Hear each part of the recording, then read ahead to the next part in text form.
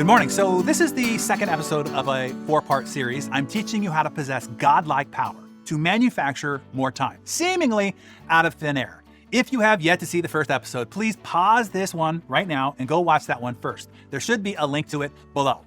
To illustrate the second way to manufacture more time, let me tell you about a friend of mine, Dave.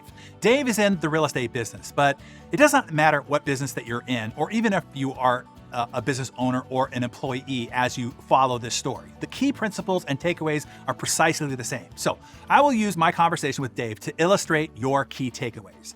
Dave and I met at one of my favorite places here in Cardiff by the Sea called Kai's. It is a great healthy food spot with an epic ocean view. We ordered our lunch at the counter and then walked upstairs to the tables with the whitewater ocean vista views and the sweet smell of the Pacific Ocean pouring through the windows. We found the best table in the joint and sat down, placing our food order number stand in the middle of the table. That's when I asked, "So, how you been?" "Crazy busy," he replied. "Doing what?" I asked. "Everything," he responded. "What does everything mean?" I asked. And that is when he went down his laundry list. He said, "Well, last night I was up till 1:30 in the morning trying to finish up a direct mail piece that had to go out this morning. It was already 2 weeks late." I had to interrupt him and I asked, "What? You mean you were literally stuffing envelopes yourself at 1 a.m. in the morning?" "Yeah, it was the only way I knew for certain that we were gonna get it done and get it done right," he said in a much too crabby tone. Sensing he really didn't know how nuts it sounded, I asked him to continue. And he said, "And I had to get up extra early to set up the files for a new escrow that I got yesterday, and that was before sitting at FedEx office at 6 a.m. this morning printing the flyers for a broker tour that I'm holding open later today. Oh, and get this, he pulled out of his journal 3 sheets of paper. This is the sign-in sheet from the open house that I did on Sunday. These are all leads that I have to enter into my database to follow up on, and it's now Wednesday, so these are probably already dead." I could see the stress all over his face. I asked, probably sounding too incredulous, "You enter all those names, phone, and email addresses into your database yourself?" "Yes," he said, probably too loud. I looked around, hoping nobody was glaring at us. "The last time I had somebody else do it, they totally screwed it up," he said, "and it doesn't really take me that long. I just have to get at it." I could see that he really didn't know how insane he was sounding. I knew I had to have him hear it for himself. So I asked him, "Hey, how are your date nights going? Last time we talked, you were going to go on a date night once per week after getting a babysitter, just the 2 of you." Yeah, well, that hasn't happened in 3 months, he replied. "Ouch," I said. "Well, how about that half marathon you said you were going to do? How's the training going?" Already knowing what the answer was going to be. "Well," he started, "let's just say I bought a great pair of running shoes, but they never have been out of the box." "I'm just too busy," he exclaimed, trying to defend himself. "My business is growing, which is exciting, but it's definitely been all-consuming," he said.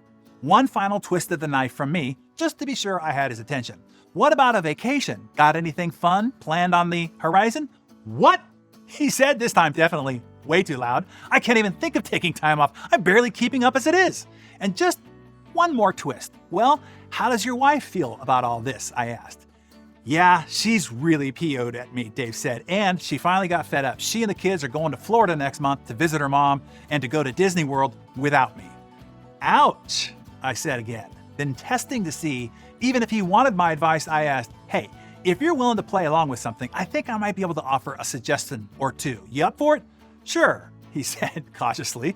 "Slide your journal over to me and I'll write it in there," I said. "So, what's your revenue goal per month?" he proudly exclaimed. "I'm shooting for $1 million this year and I'm right on track," I said, not helping myself. "Great. Well, let's cut that in half due to the divorce, and the other half can fund your funeral." "What?" he said. "At the rate you're going, buddy, you'll soon be divorced and dead, but let's never mind that for now." I asked, "Okay, for easy math, let's assume that after you pay your broker split, your office fees, your board fees, advertising and marketing costs, car, gas, all expenses to operate your business to generate that $1 million in gross revenue, let's say generously that you walk away with a $500,000 EBITDA, meaning pre-tax profit. Fair enough?" He agreed. "Okay, that means if you take $500,000 and divide it by the number of hours you are supposed to be working, not your current path headed towards divorce court, your son on the psychiatry couch and your daughter on the pole, and you dead of a heart attack, that number is supposed to be 2,000. You have 2,000 working hours per year to invest in order to generate that $1 million in revenue, in order to take home that $500,000 pre-Uncle Sam's cut. Are you with me here? I asked. He nodded. That means 500,000 divided by 2,000 equals $250 per hour. Your time has to be worth $250 per hour, every hour, hour after hour, 8 hours a day, every work day. Every hour, you have to be doing something that somebody would pay you $250 an hour to do, something you'd pay somebody $250 an hour to do. Are you with me? Every hour you don't, you are literally losing money and going backwards on your goal. I could tell this kind of blew his mind, so I said, look, it's simple math. The only way that you can generate $1 million in revenue so that you can earn 500,000 is by spending each of those 2,000 hours on something worth $250 an hour, and or creating a system that generates a value of $250 an hour. His head nodded, indicating that he was getting it, so I continued. Right now, your only system, quote unquote, is you. And you are doing a lot of work that is not worth $250 an hour. This means that you are trying to make up for it by robbing time and energy from your other life priorities, from your health. You're robbing it from your family and your kids, your friends, and even your faith. You might think your business is successful because it's generating income, but on the life wheel, buddy, you are failing, and big time. You have a wheel with one spoke, financial, at the cost of all the other spokes. And that's not a wheel. That's a pogo stick, and it's no wonder why you're exhausted. And like anybody on a pogo stick, I continued, it's not a matter of if you're gonna fall, just when and how much it's gonna hurt. Let me ask you this. Would you pay somebody $250 an hour to stuff direct mail letters? Would you pay somebody $250 an hour to prepare and print flyers? Or input names and contact information into your database? Would you even pay somebody $250 an hour to sit in a broker's open, drop papers off at the title company, or refill flyers at your listings? He said, heck no. I smiled, knowing that I had him in check. Well, you are, buddy. When you do it, that's exactly how much it's costing you. We just did the math. You have a $250 an hour person stuffing your envelopes, doing data entry, and playing messenger service. Do you get that? He nodded sheepishly. Look, if you paid somebody $25 an hour to do it, you'd still make the $225 an hour difference between your $250 an hour wage and their $25 an hour expense by not doing it yourself. Now, for checkmate, I asked, do you like stuffing envelopes or doing data entry or standing in a FedEx office at 6 o'clock in the morning? Is that what you love about your business? Things that you do for fun, as a hobby, or for zero pay? Heck no, he said, this time more aggro. I hate those things. It's why I was going to leave this business entirely. I hate dealing with the million never-ending pesky details. It's drudgery to me, but somebody has to do them, he said, trying to still defend himself. Yeah, you're right. Somebody has to do them, but not you, I replied. You're too expensive.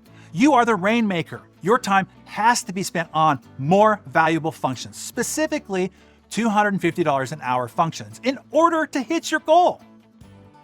Now, my Darren Daily friends, I know that you have heard the principle of calculating your time value, but I ask you, are you abiding by it? I guarantee you, 99+% of you are not. I see it all too often. People saying yes to calls, yes to meetings, yes to interviews, yes to projects, yes to tasks that are within their 2,000 hours, but far below their time value, and then wonder why they're not making progress on the goals they seek, even though they're working long and hard. I'll tell you how I sorted all this out for Dave in our next session. For now, I want to pause and I want to have you, A, once again, do the math on what your time value is supposed to be hourly based on your income goal, and B, have you identify all the activities that you're engaged in throughout your day and week that are well below the time value per hour. You don't have to do anything about it yet. We'll get to that in the next session. And share your answers to A and B in the comments below, and I'll see you back for our next episode.